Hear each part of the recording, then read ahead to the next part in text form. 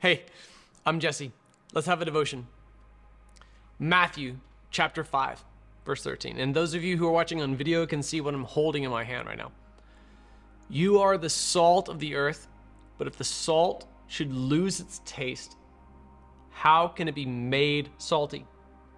It's no longer good for anything but to be thrown out and trampled under people's feet. Now, if you just have the audio version, you're just gonna have to subscribe to Jesse Campbell Ministries on YouTube to see this thing. It just represents this teaching deliberately, and the teaching that's to follow too. You're the light of the world.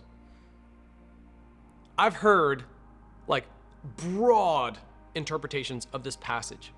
I've heard wild speculations as to its meaning, but it's actually quite simple. And it's been clear to me since I was a 13-year-old boy who had had the audacity to disagree with his pastor. It's just, what is the good of this salt if it's not salty? If it, not in the literal sense, not in the literary sense, but in the literal sense, lacks salience, it just becomes dust. It's worth nothing other than pavement, meaning something you walk on. If salt loses its saltiness, what good is it other than to be trampled by men? Likewise, if you lose your salience, you lose what makes you salty. It's so funny to me. That's become like a colloquialism. To be salty means to be kind of angry about something, willing to push back against something. Hello, Christian. It means more than they think it does. To be salty and to lose your saltiness. This means to be a Christian or to not act like a Christian. To be confrontational or no longer confrontational. To represent holiness or to no longer be a threat. Do you see this? If you're not salty, you're worthless. If you're not salty, you're not doing your job.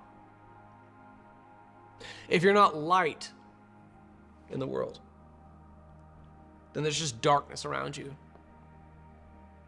These two parables are immediately next to one another, immediately adjacent for a reason. You are, Jesus said, the salt of the earth.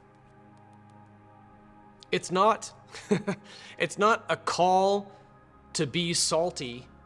It's a declaration that you are salt. You are. It's not a call to be salty. It's a proclamation of your saltiness. You are the salt of the earth. Nobody else is going to do this. Only you. Have you ever noticed how Christianity is uniquely contrary to the current worldview?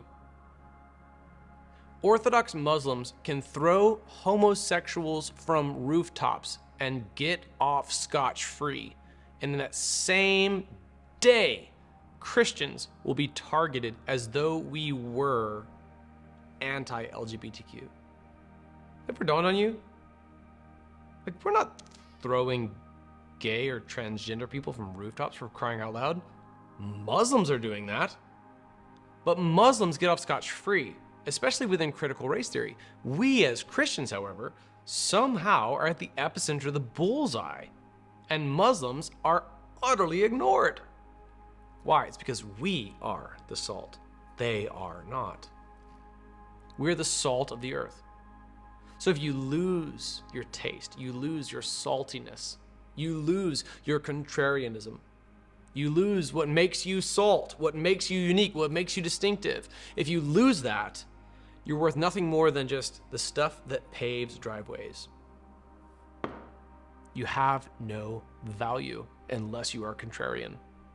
You have no distinction from dust, dirt, or sand unless you are salty.